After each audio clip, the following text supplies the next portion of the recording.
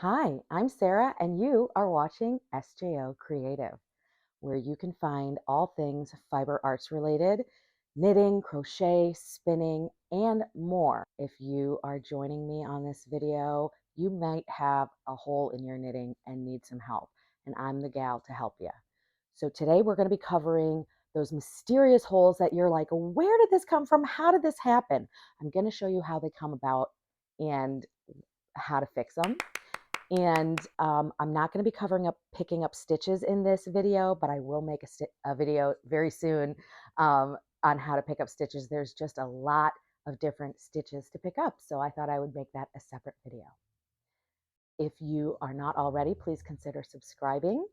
This is a brand new channel concentrated on my new yarn shop that I am opening, and I will take you along on the journey of building out a brand new store and getting all the new inventory, and it is going to just be wonderful. So you're going to want to be here for that. So let's get into this video and start talking about these holes. Where'd they come from and how did it happen? I'm going to explain it to you right now. It is important for you to understand the anatomy of a stitch, as this is the way you are going to learn how to read your work, and then you will be able to make repairs and be able to see issues in your work earlier and be able to fix things as they come up and eventually stop making the same mistakes. The definition of a knit stitch is a yarn loop that is held together by being intermeshed with another stitch or loop.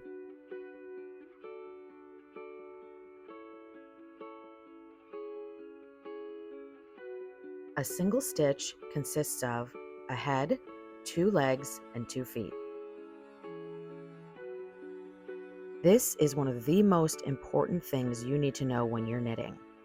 The right leg of your stitch should be in front. So when you're looking at your knitting, the right leg of your stitch should always be on the front of your needle, and the left leg of your knitting should always be on the back side of your needle, as depicted here in the image. You don't ever want to have your stitch crisscross like this. This is known as a twisted stitch, and your work will be tight, and this happens when you knit into the back of a stitch or if your stitches are on your needle in the wrong direction. So always make sure that your loop is open like a horseshoe and that it is not crisscrossed like that.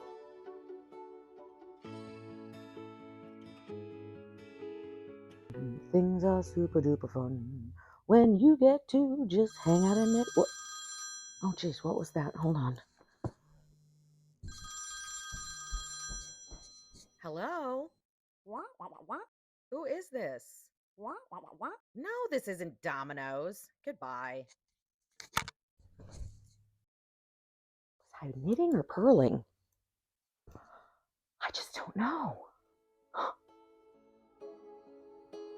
Every once in a while, we get distracted by a phone call, a doorbell, or we just set our knitting down, and when we pick it back up, we start working in the opposite direction.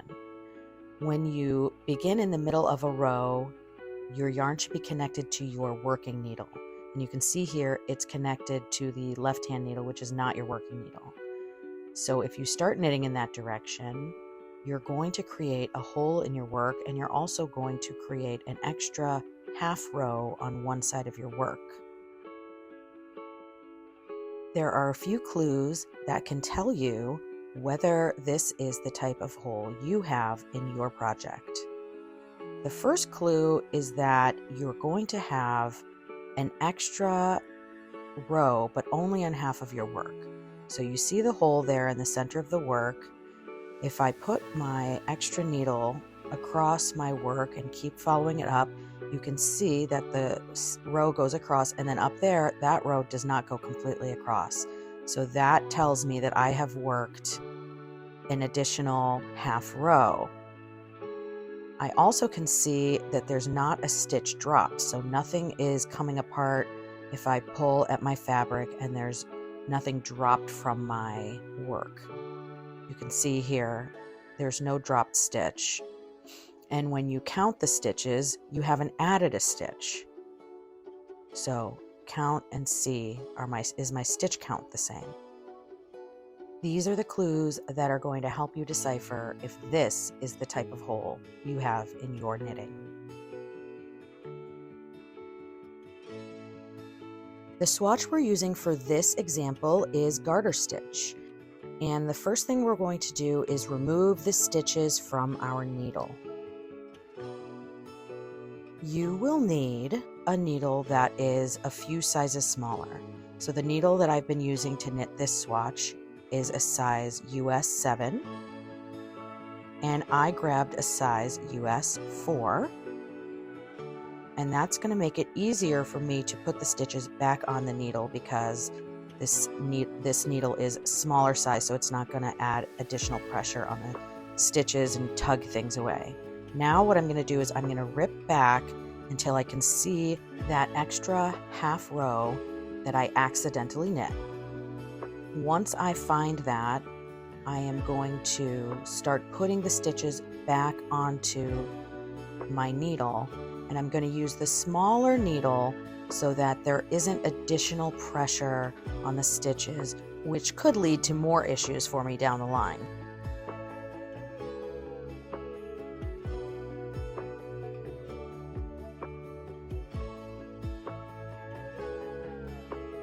As you begin placing your stitches back onto the needle, and again, you're using the smaller needle if you can. If you don't have a smaller needle, you can use your regular needle. This is just an easier way to get the stitches back onto the needle. You want to insert your needle into the back of the stitch so that the right leg of the stitch is on the front of your needle and the left leg of the stitch is on the back of your needle. Just to reiterate, you want to insert your needle from back to front and then remove the yarn, so give it a little tug, and that's going to release the stitch from the row before. This is going to help so that you are not dropping stitches, and it's going to keep your fabric intact. Now you're going to want to rip the rest of that extra row, and then you're going to want to pull back to where your needle is in the work. At this point, you can now start putting these stitches back onto the needle in the same way, where you are putting your needle into the back of the stitch and pulling that yarn out, again into the stitch and pull the yarn out, and so forth until you have your work completely on the extra needle. Now you can work off of the smaller needle with your larger needle that you've been working your project, because your working needle, which is in the right hand, is the same size that you've been working. So it's not going to affect your gauge or anything working off of the smaller needle as it would if you were working with the smaller needle just in general.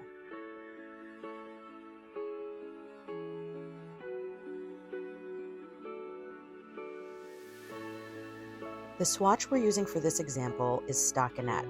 You can tell because the front is all knit stitches and the back is all purl stitches. Purl stitches are bumps and knit stitches are V's. A common mistake that's made is either knitting with your yarn in front or purling with your yarn in back. We know that that's not the correct way to knit or purl, and so what's going to happen is it's going to create what looks like an extra stitch on your needle, or it looks wrong, and on the next row you might think, I need to knit that or I need to purl that, and that's going to create an extra stitch and a hole in your fabric.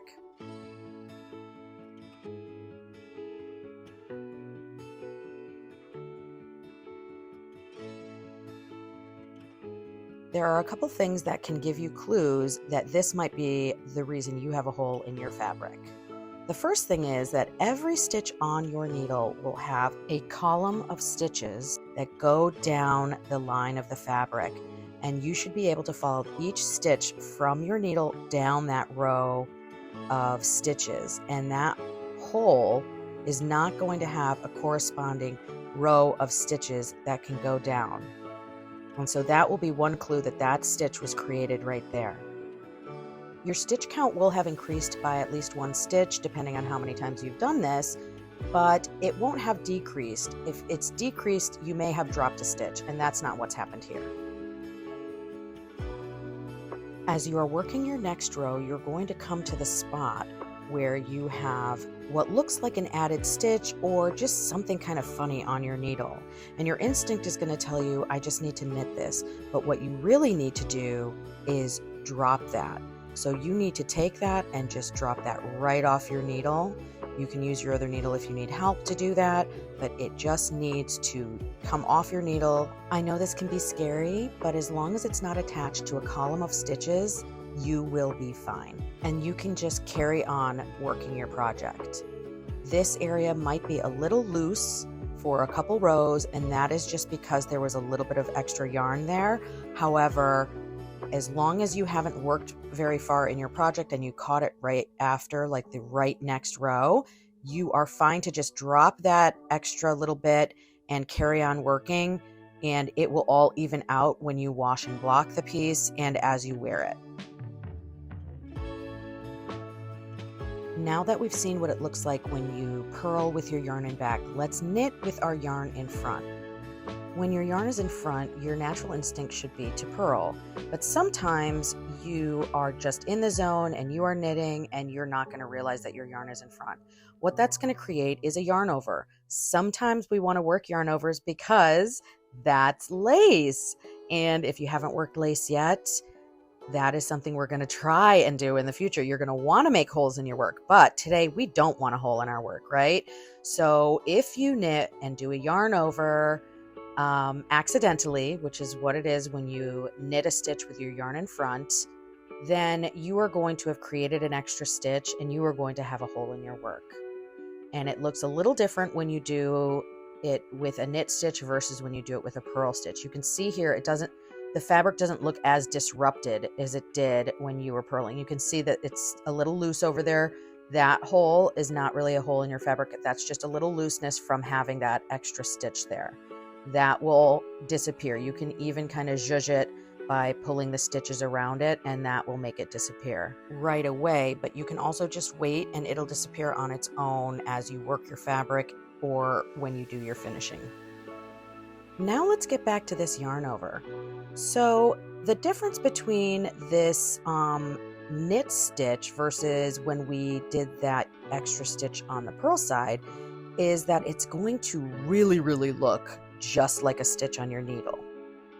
The clues that you're going to look for in this particular instance are going to be the column. You're going to look for a column that connects to the hole or the stitch on your needle. If you notice the stitch, more likely you're going to notice the hole because the stitch is just going to be angled slightly more, and it's going to feel a little different when you put your needle into the stitch. It's going to feel like a bigger stitch than the others, and you can see it creates a nice big open hole, bigger than the one we made before.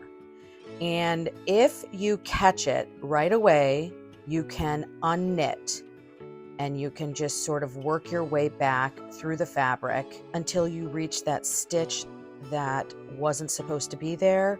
You can drop it like we previously did, and it will be fine. As long as it's not connected to a column, as long as it is a stitch that was created the row before, it might be a little bit of a loose area, but it's not going to affect your overall project.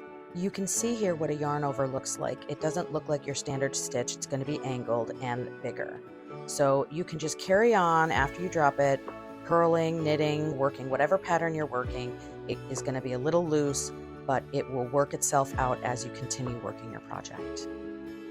Tink is a term that refers to unknitting your project, and it is just the word knit backwards.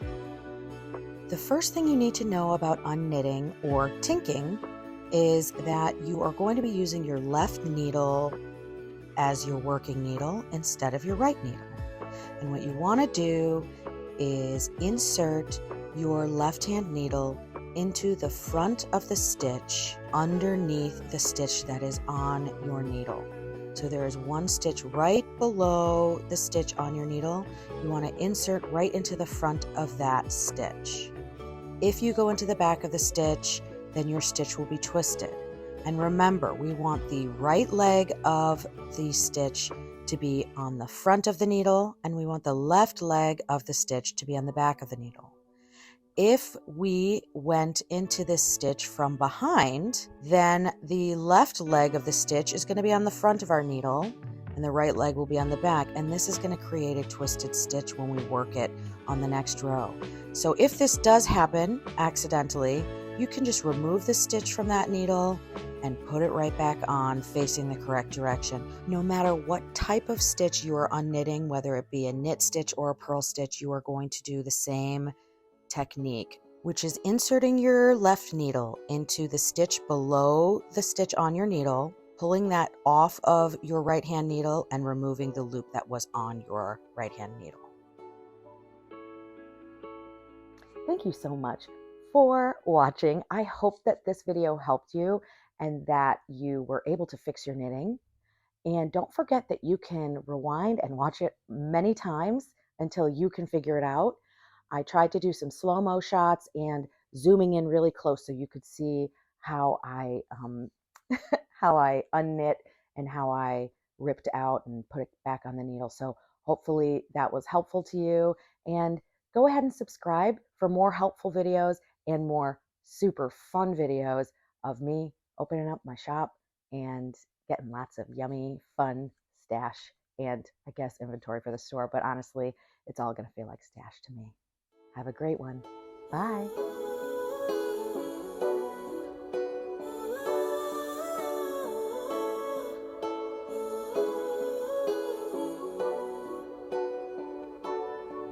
She didn't love